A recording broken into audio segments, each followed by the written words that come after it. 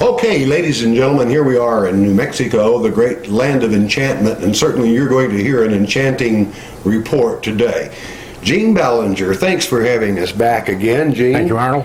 And if you will introduce these gentlemen and tell us what your topic is, we'll be most grateful. Yes, sir.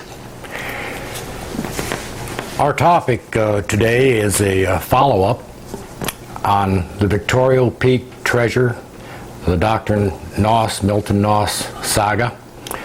With us today is a grandson of Dr. Noss, Jerry Cheatham.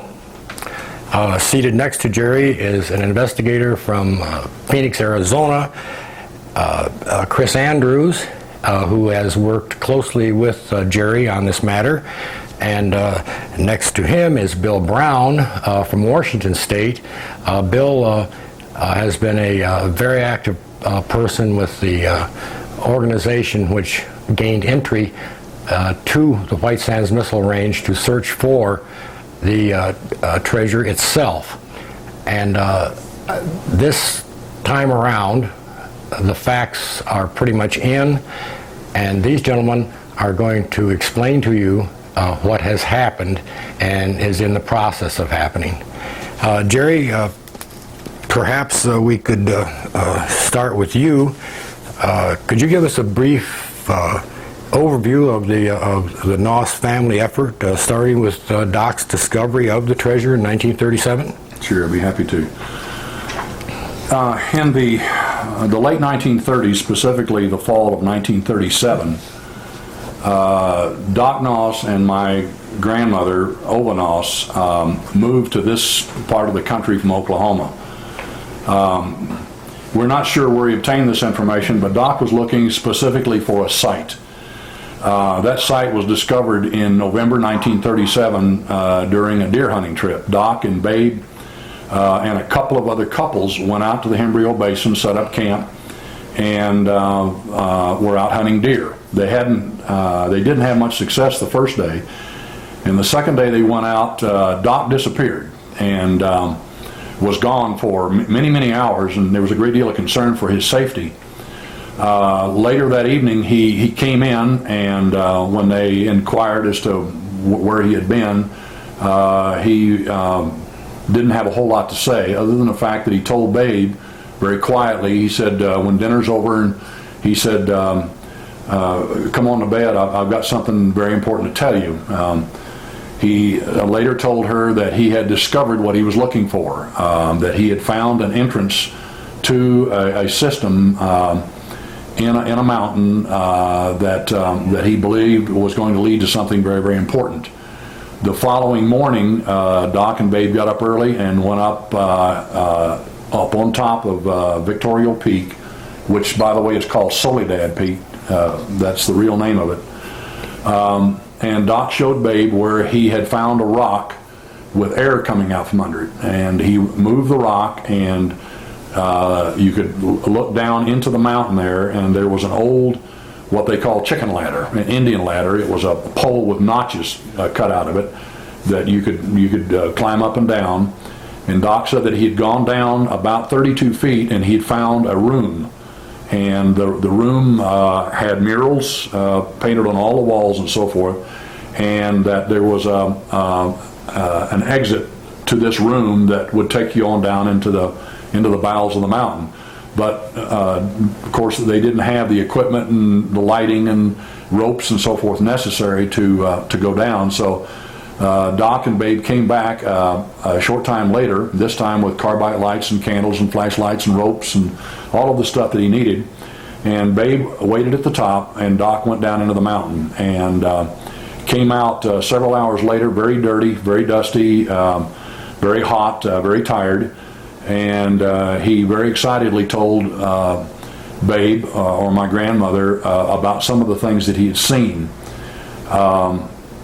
After this, Doc made other trips and got further down into the mountain. Some of the initial things that he brought out were a lot of artifacts. He brought out a lot of old koans.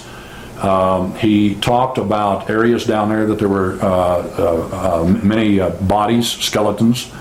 He talked about old armor. He talked about chests of old koans.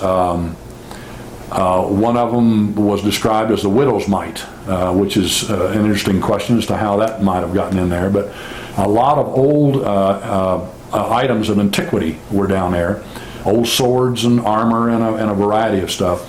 And Doc began to bring a lot of these items up.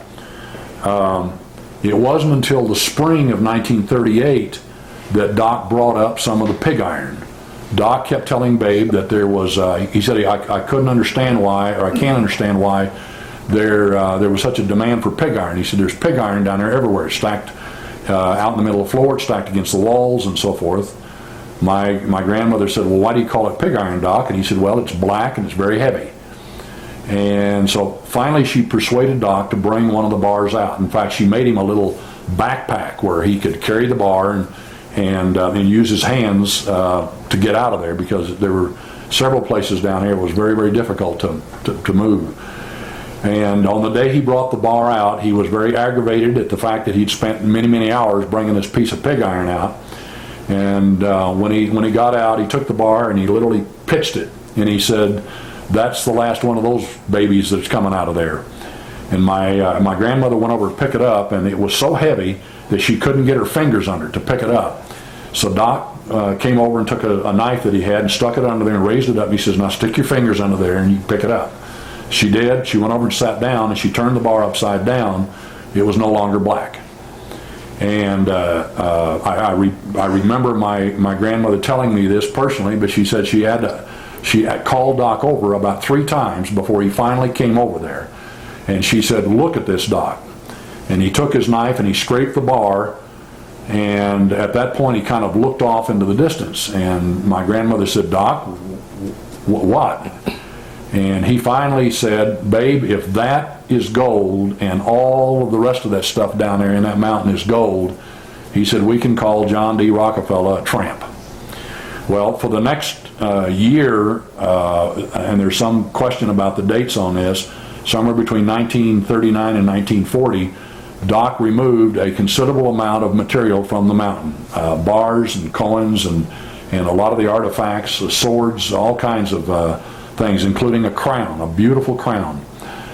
And then during this particular period of time, Doc was concerned about his being able, even though he'd filed mining claims and even though he'd filed treasure trove claims on this, he was very concerned about his ability to retain it. And he went to a gentleman that held a high office in the state of New Mexico by the name of Miles, and he asked for advice. And Mr. Miles did some research on it and later got back with Doc and told him that he needed to open up the mountain so that he could take federal and state officials down there and actually see where this material was coming from. And Mr. Miles was of the opinion that this would validate Doc's claim. Well, in an attempt to accomplish this, Doc hired a man by the name of Montgomery. Montgomery was a miner and what they call a powder monkey, a blaster. And after a couple of weeks of arguing and so forth, the charge was set and it went off, and unfortunately it collapsed. The entrance, the flue or the air vent entrance that they were going through. Second World War broke out. Doc and Babe at one time went up to Bellingham, Washington, and worked in some of the shipyards, trying to acquire enough money to get the personnel and the equipment and so forth there, so that they could actually get back into the mountain. Second World War, of course, broke out, and they worked on and off during the early to mid 1940s. And then in about 1946, Doc became very, very frustrated. Keep in mind that they had 2 5-gallon buckets that they were lowering down the shaft and filling those 5-gallon buckets. My mother told me it took 18 minutes for a bucket to make a round trip to move 5 gallons of debris. So it was very arduous and very time-consuming work. Well, Doc became frustrated and wanted to, if possible, bypass this collapse area. So he acquired the services of a gentleman by the name of Gordon Harkenhoff, who was a mining engineer, and I believe he worked for the state of New Mexico.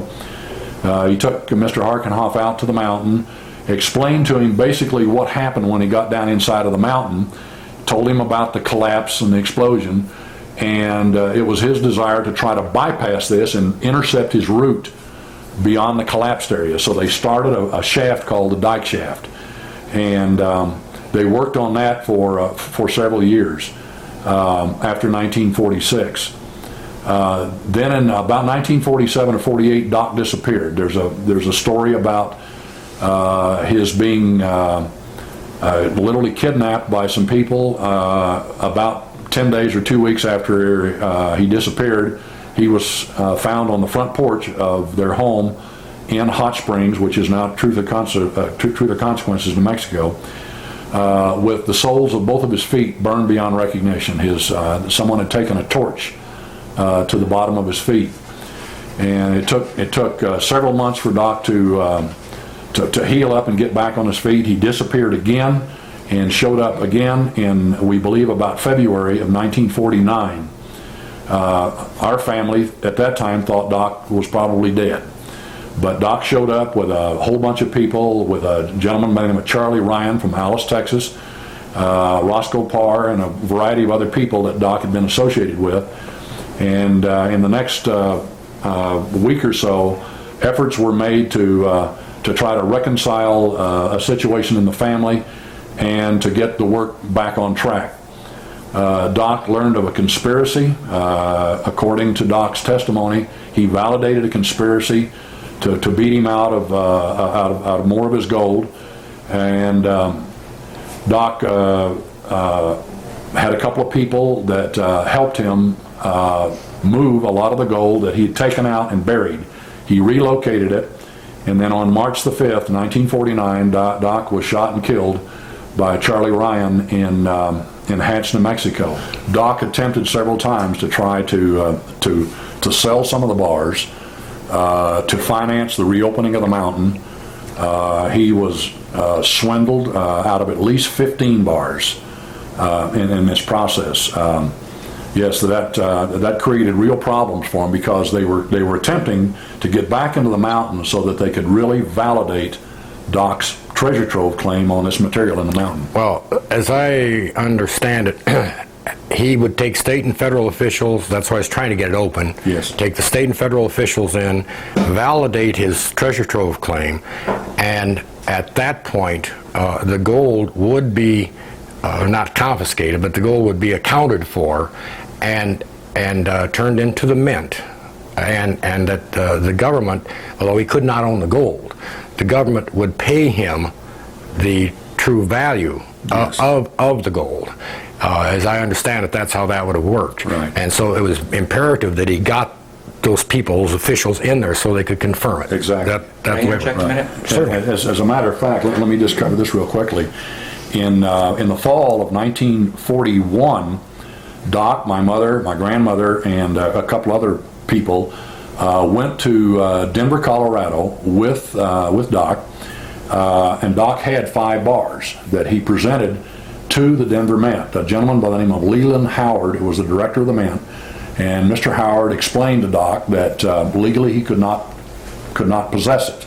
So they confiscated the 5 bars of gold, and they gave him a receipt for about $97,000, and told Doc that when he could prove where these bars came from, that they would at that time pay him for it. Okay, yes.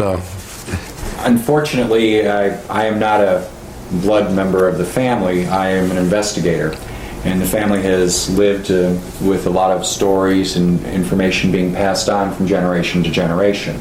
I deal predominantly in hard copy paperwork, living witnesses, what I feel is tangible proof. One of the topics that we were just discussing correlated the state and the federal that Milton Noss was dealing with at the same time. A very important fact here is that Milton Noss was working with the state of New Mexico, but that the federal government had, in 1935, been advised of what was probably in Victorio Peak and began sending Treasury agents, Secret Service members on their own, without the knowledge of the state of New Mexico. When Doc did go to the Denver Mint with OVA, the United States government was more than aware of Milton Noss. They had a tremendous amount of information and had, in fact, actually opened an office in Las Cruces, New Mexico, specifically because of the amount of work and the amount of people that they had sent here. The federal government was intending on finding the gold or obtaining the gold prior to the state of New Mexico. They did not work with each other. Well, shouldn't it be explained that the land itself belonged to the state of New Mexico? The land did not transfer to the federal government until 1955, and so therefore at that time it was a New Mexico matter. Certainly our government would be interested in an immense amount of gold. That would be part of the Treasury Department's job. The fact that the Treasure Trove Act, which was effected, I believe, in 1906, 1907 by President Teddy Roosevelt, who incidentally, we understand, also looked for this, stipulates very clearly that the finder of the trove is the owner. And so it would be natural that certainly our government would be looking for it, and individuals would be looking for it, kind of the competitive spirit sort of thing. But essentially, that would be correct. I mean, we're not trying to say somebody's trying to do something wrong here. It's just that everybody has a piece of the pie, sort of right. speak. Well, what I tried to do was to find out how the federal government knew about this so far in advance. Ova and Doc were very unique people, very unique. They didn't know how to get the answers to particular questions. They didn't know how to dispose or to facilitate changing the gold into currency. They didn't know, because the laws and the educational process and stuff were not the way they are now. They had word of mouth. They would go to libraries, but books would contradict each other.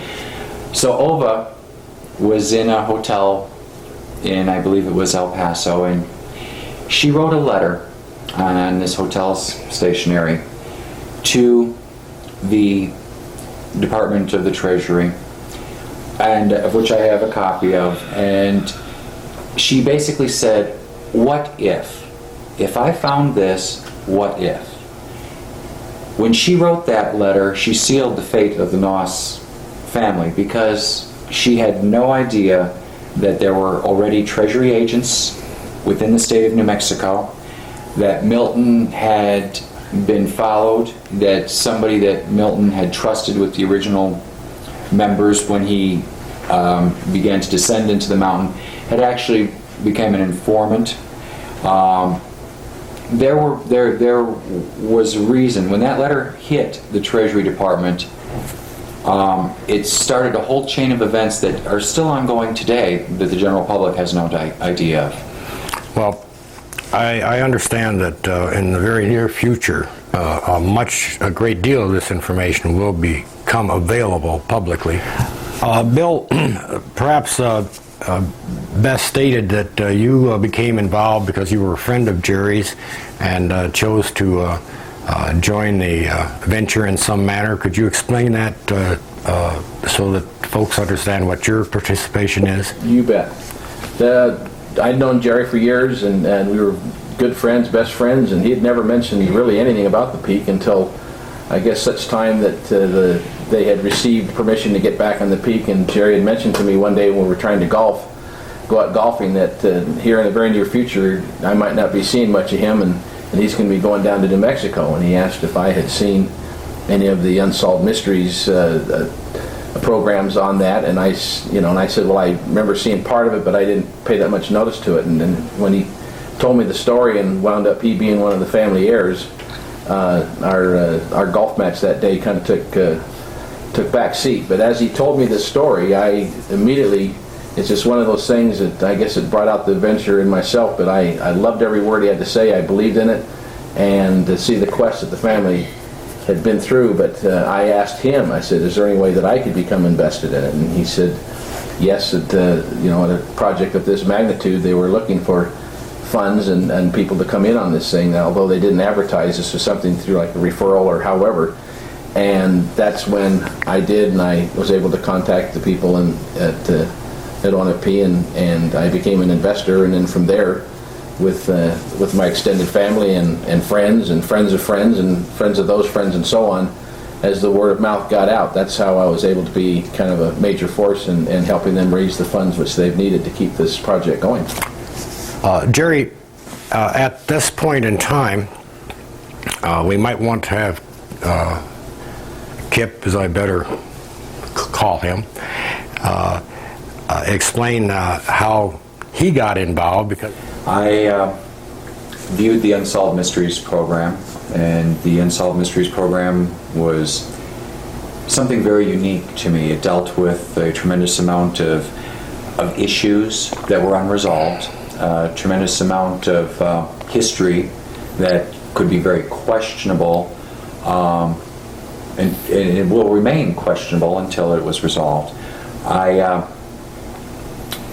looked into Las Cruces, into the family a little bit before I ever spoke to them, and I found that this had been going on for a good number of years, and I became interested to the point that I picked up the phone, stated that I have a profession that may be of interest to them.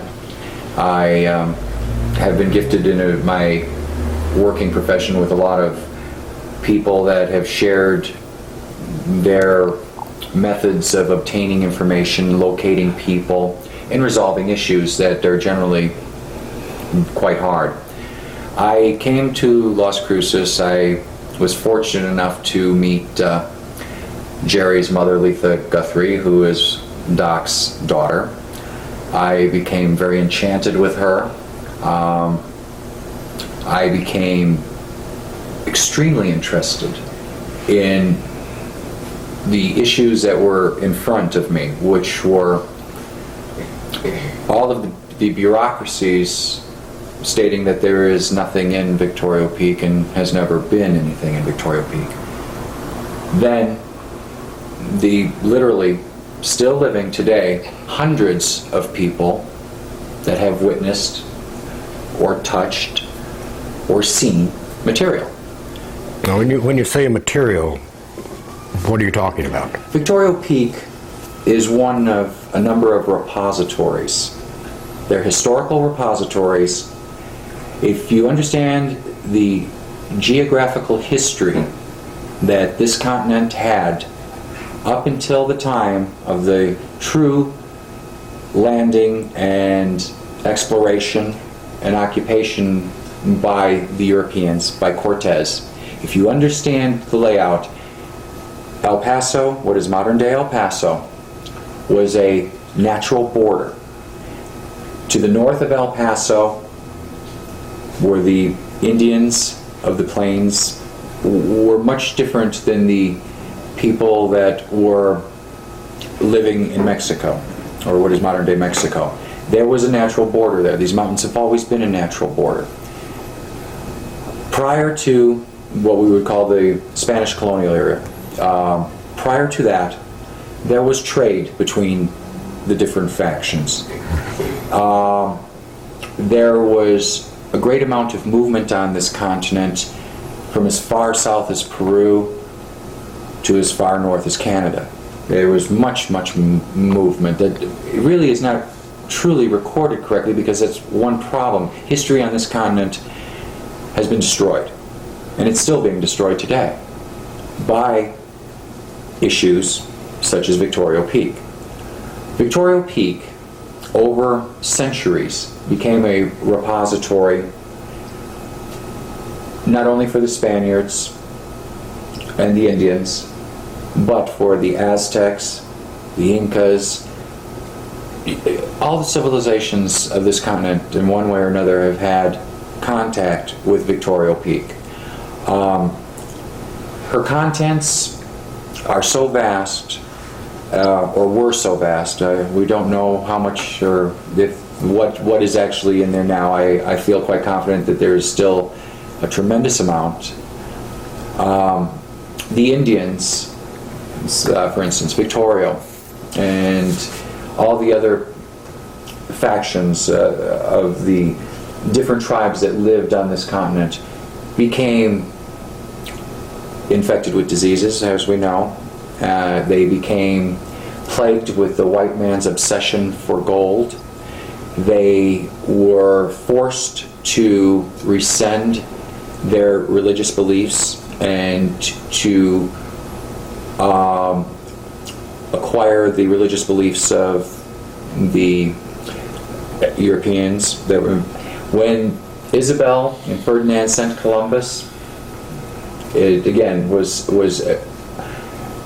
recorded fairly correctly, but there were so many other pre-explorations that have somehow never truly been recorded. This picture is one of 7 pictures, or 8, that Milton Noss took himself of gold bars, various gold bars, from 2 of the sites that he was working on. The sites are along the Cavallo, or in the Cavallo Mountains and in Victorio Peak. The bars are just a sampling. Every time he would find a new rick or a new location of material, one would be taken out and stashed in a particular area. Doc knew that his days eventually would come to an end. The pictures are a sampling of the bars that he removed from probably 15 or 20 different locations in 2 mountain ranges. They span over 250 years of the Spanish colonial occupation of what is now New Mexico. It encompasses Padre Kino, King Carlos V, Ferdinand and Isabella, the Bourbon family, the Habsburgs, the Jesuits of the Catholic Church. There's a great deal of questions as to some of the markings on the bars. We've not been able to determine where the markings originate, but we feel that once this is placed in the hands of the proper people around the world, that we will have the complete answers. We also believe that this entire cache of bars that is in this picture still remains in the Jimbrillo Basin. This picture was taken in Las Cruces, and then the bars were taken back by Doc and a young boy that had been helping him, and replaced back at the peak 48 hours before he died. Milton Noss knew he was going to die, without question. It was just a matter of time. And he left this for us, and unfortunately the pictures were taken and robbed by a gentleman named Bob Ward, from Arizona. And Bob Ward went on in history to become very famous for what is the Lost Dutchman gold mine, but in reality he was using Doc Noss's pictures and Doc Noss's gold bars. Jerry, let's step back just a moment, and would you explain, so that the audience understands, Ova was physically removed from Victorio Peak in 1955, is that correct? Yes. This was because the Army, the government at this point, now had condemned and owned it as part of the expansion of the range, and for security and military purposes, she was removed from her claims, although she still owned them. Right. So you might explain that, what happened. Well, in 1950, as a kid, I came out here with my 2 brothers, my mother, my Uncle Harold, and other family members and a couple of hired hands, and we spent a couple of months out at Victorio Peak working, trying to actually we were working in the dike shaft, the shaft that was started in 1946. And then we went our ways. But in the early to mid 1950s, as the White Sands Missile Range's expansion program was in progress, Babe was physically removed from the property. It's our opinion and opinions of many others that, given the notoriety of Doc Noss and Victorio Peak and its history and its potential, it is our position and the position of many others that the United States Army and the federal government assumed a legal and moral obligation to protect Babe's interest out there. The state of New Mexico has stated in writing that at the time that that land was condemned and at the time that Ova Noss was put off of the property, the only legal claimant was Ova Noss, according to the state of New Mexico. My grandmother, or our grandmother, was told on several occasions that she would be given the right to return and continue her work. That never occurred. She petitioned the Army on many occasions for the right to go back out there and pick up where they left off, and she was continually denied. In the early 1960s, I lived in Tulsa, Oklahoma, and I recall very clearly my grandmother, my mother, and my Aunt Dorothy coming to Tulsa to visit with us, and they're telling us the horror stories of the CIA and the FBI and the Treasury Department being out on Holloman Air Force Base, White Sands, Fort Bliss, and so forth, collecting artifacts and collecting coins from military personnel. My grandmother was very concerned about the fact that although she couldn't go out there, it seemed like everybody else had access to it. We have a list, an arm long, that attests to the fact that many people were permitted to go out there and search and look around. In other words, these things were being stolen, if you will, from various areas within the peak. And I guess it should be explained that the physical condition of the peak actually is numerous small caves, large caves, tunnels, and caverns, some which interconnected and some which did not. Then it turned around law enforcement in one way or another.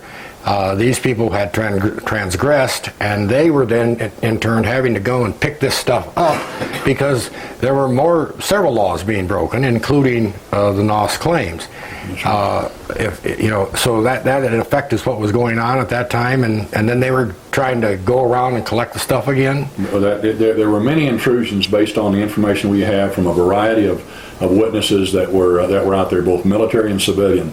Military personnel that were actually involved in the removal of the material, civilians that were out there and for a variety of reasons actually saw military equipment there, military personnel involved in the removal of material. One particular case, a witness came forward that testified that he was out there poaching for deer and came up over out of a wash up over a little horizon.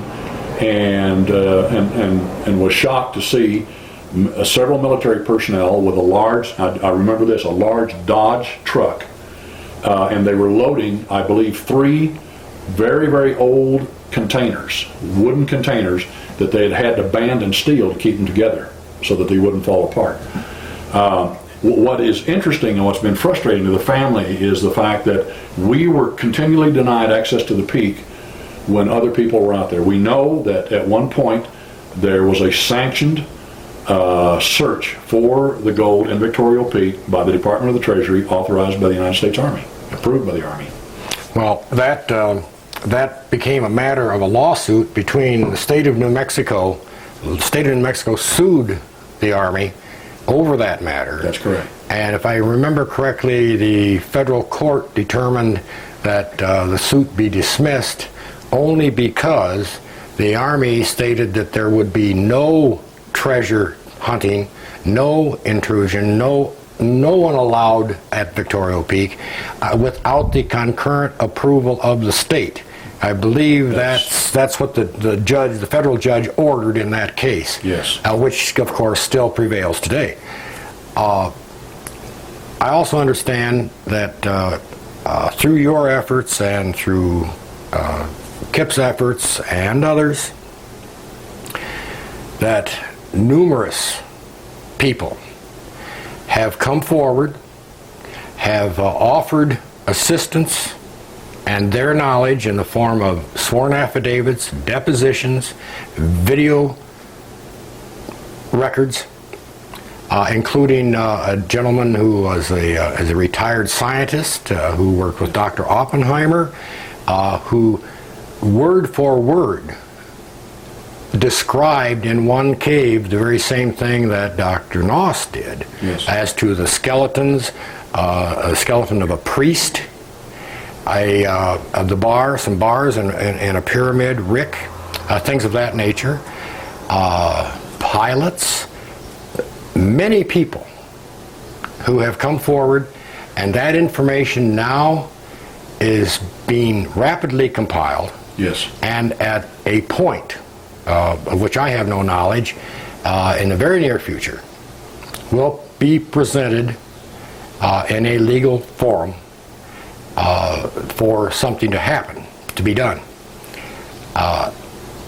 That being the time frame, is there any hope, Kip, that any of the artifacts,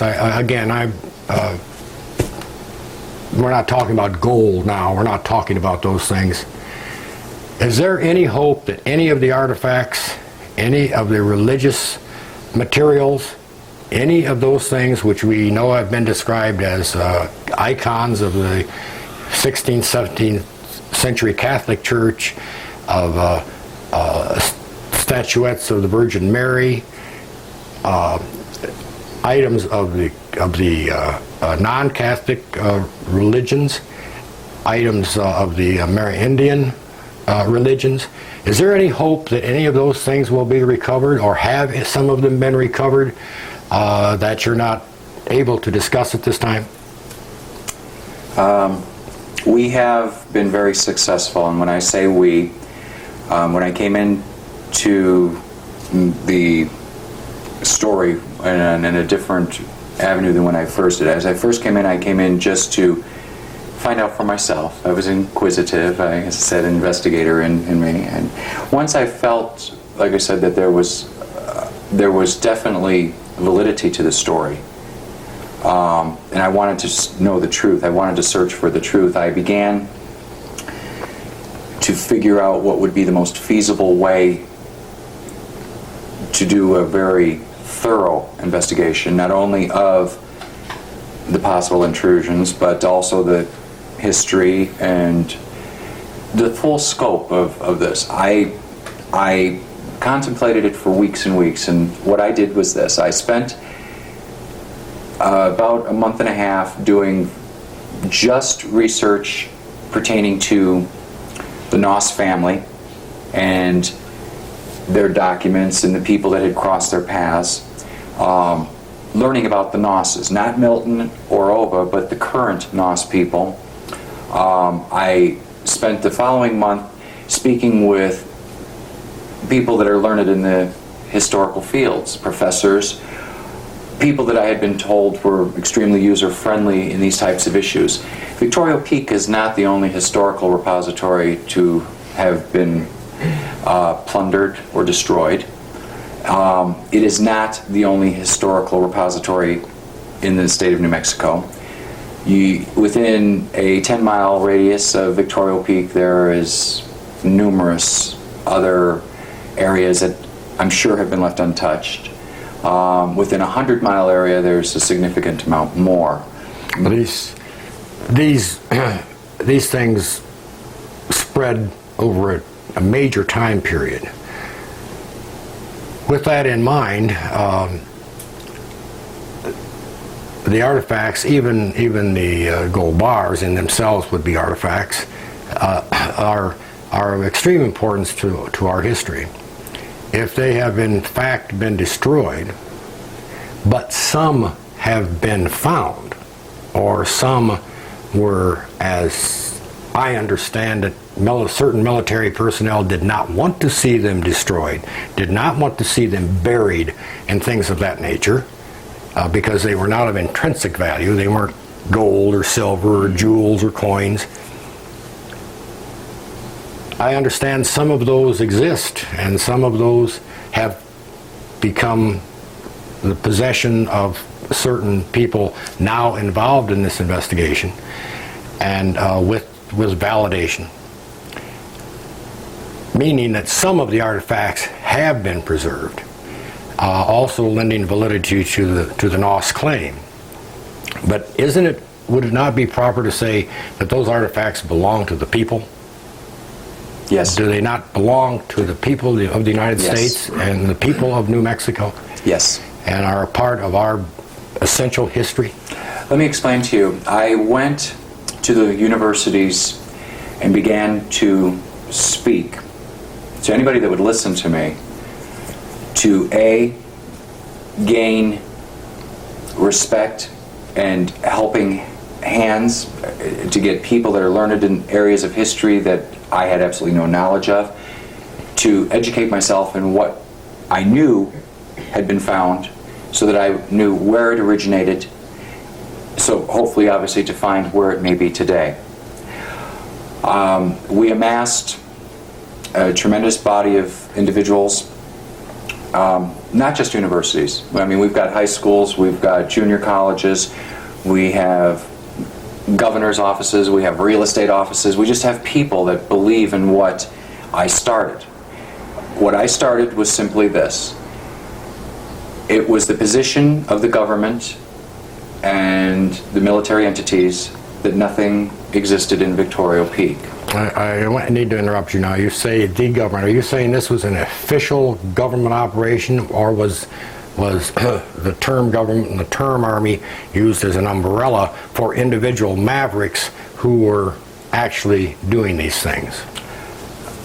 Stealing, as it were. Well, Dr. Murray's audience and the rest of the world, hopefully in the very near future, will be gifted with the truth.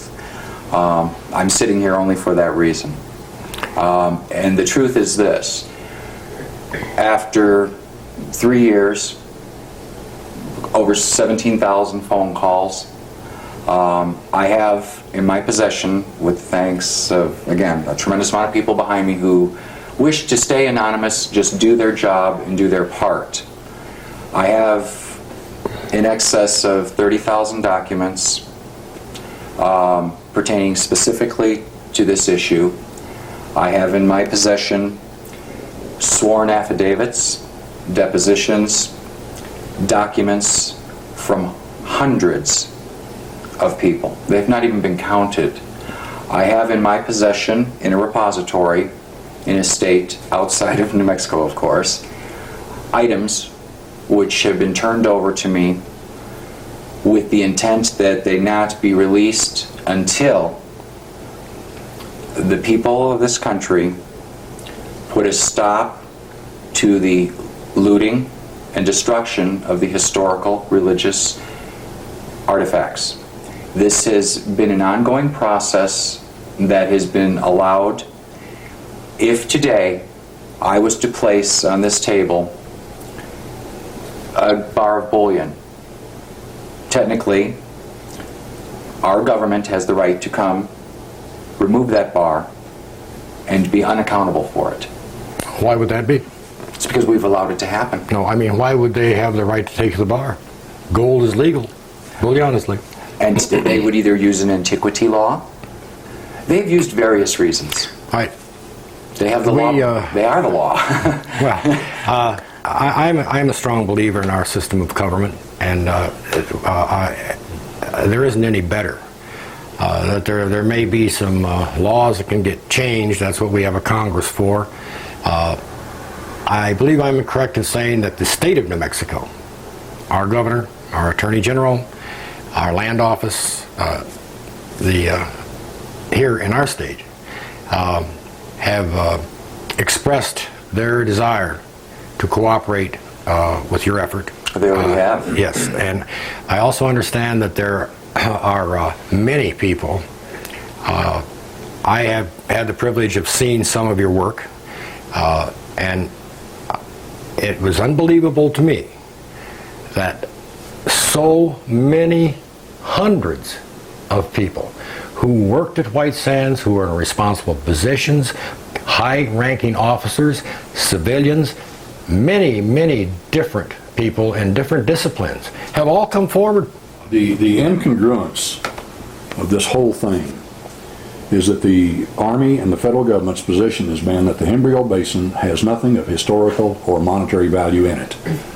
Yet when we started to work in July 1992, we had 3 areas out there that we weren't even permitted to walk on. They were put off limits to us, even though the license said that we had a 1-mile radius. Now, this license is license given to you through the Army by congressional order. That's right. The Congress of the United States enacted H.R. 2461. It was approved by Congress. It was signed by the President.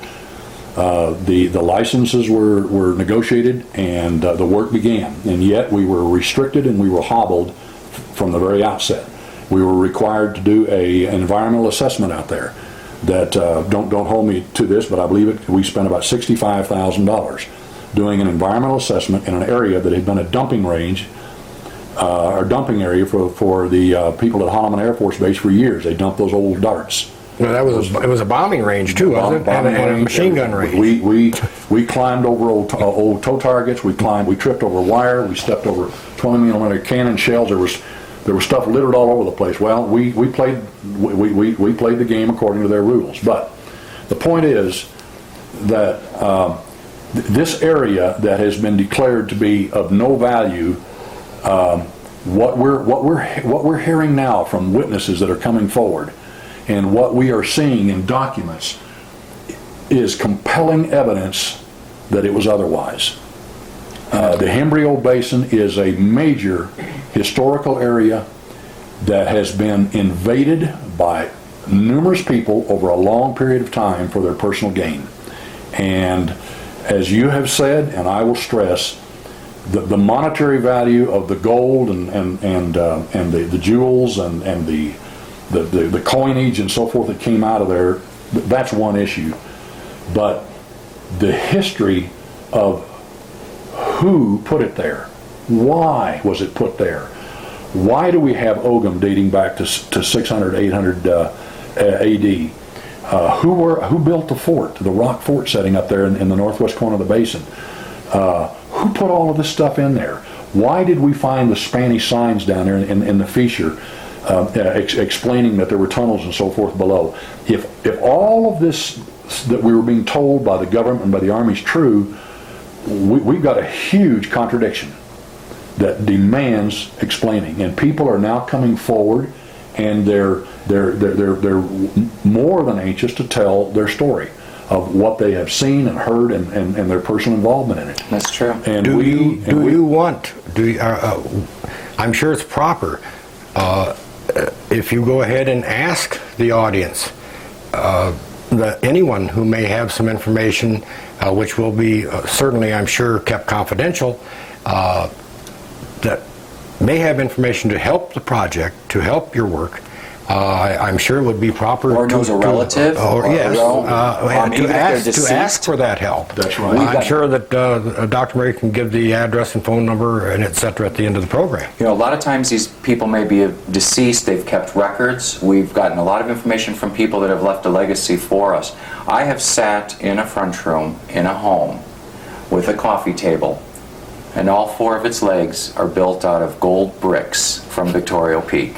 I have been invited into a conference area with 2 families that have been involved with a similar situation in another site, and they first thanked me and the organization that I represent for at least attempting to find out the who, what, where, and why, and to do it honorably. And the meeting facilitated into them showing me their personal items, of which I can assure you are astounding, to say the least. But they are in private hands. These people would love to turn them over, but they can't, because they are afraid, again, that they will wind up, as with so much of the material that Milton Noss brought out of Victorio Peak, it will disappear into the halls of justice somewhere. The gold bar that was presented to Governor King is gone. Several gold bars that were presented to state officials are no longer in existence. Chalices that were taken by county police officers from Milton Noss have disappeared. Gold crosses and icons that were removed from a trunk that belonged to Milton Noss are gone. Every time you find a government official, Milton Noss was shot and killed. Within 15 minutes, there were literally 30 different agents on site. They removed a metal trunk from behind his truck, again with contents of extreme value to the history of this world. Those contents have never been returned to the family. Nothing has ever been returned to the family. Is there not the possibility, and I know our time is getting very short, is there not a possibility that with what I understand is being contemplated or put into action at this time, legally, within the system, that all of those questions, all of those mysteries, all of that theft, and a return of those things of our heritage might not get answered, and a time has come that they will be answered, and that those responsible, unofficially or officially, will be made to answer to a court? Is that a distinct possibility in the very, very near future? Yes. We believe in the American government strong enough to believe that once this evidence is presented to officials that have the right and the responsibility to investigate him, we believe that this will happen. But to do this story correctly, we want to gain as much information from as many people out there. And again, if Dr. Murray's audience has relatives, you had a father or grandfather, you have a current relative, anything to do with New Mexico and White Sands Holloman Air Force Base, ask them. If they have information, I'll give you a phone number. I'd be happy to pick up the phone and call us. We have, like I said, we've dealt with 15,000, 17,000 people, and I hold every one of their confidence very close to me. We know, and it's on the record everywhere, we know that a captain, Air Force captain, and an airman were inside the peak, did take gold bars out, did report them to their commander, and for 2 years attempted to get approval, permission. They were at Holloman, which is adjacent to White Sands. They were in the Air Force, White Sands is Army. Finally, the Army did give them permission. That turned into a fiasco. But they both took polygraph tests. They both took lie tests. Mm-hmm. And passed them. And then passed them. And the question was, did you really see any gold? Was there any gold there? Were there any artifacts there? Was that made big wood cross on the wall? Answer was yes, yes, yes, yes, yes. Mm-hmm. And as I understand it, the FBI gave the tests at the request of the Army. And I think that's right. Anyway, whoever the examiner was said these men are truthful. Mm-hmm. And the tests were done in Washington, D.C. And one of the gentlemen is still alive. And an interesting note to that, and this is just one situation, obviously they must have believed him, because on the return flight, when they returned the gentleman back to New Mexico, they were escorted by a personal representative from the Department of the Treasury that was assigned specifically to make sure that the rest of the material was facilitated and turned over to the government. At this point, I don't think anyone doubts the validity of what Milton Noss found and what their family has searched for or attempted to relocate since 1937. We have a few items in our possession that have been given to us. I mean, the items, unfortunately, like I say, have to be kept in a repository somewhere until we can all be assured that they're given to the people. These items, I firmly believe, and the hundreds of people behind me firmly believe, without a question, that Milton Noss found one of the most significant historical repositories in the North American continent. We also firmly believe that he was, or will be known in history as the true finder of what legend has called the Seven Cities of Cibola. Well, and we know We do know that historically, Magnus Colorados, Victorio, and Geronimo, all three names recognizable as Apache war chiefs, three different tribes, said and indicated him, Rio Basin, that if you'll just leave us in peace, if you'll just let us remain in our homelands, we will show you more gold than you would ever know existed. That's on the record. Now, More gold than the Great White Father in Washington has. and Colorado Magnus was murdered by miners. Victorio was ambushed in Mexico by Mexican cavalry.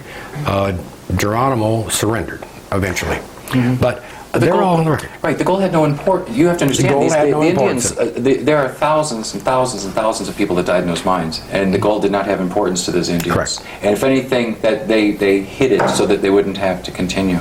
We need to wrap this up.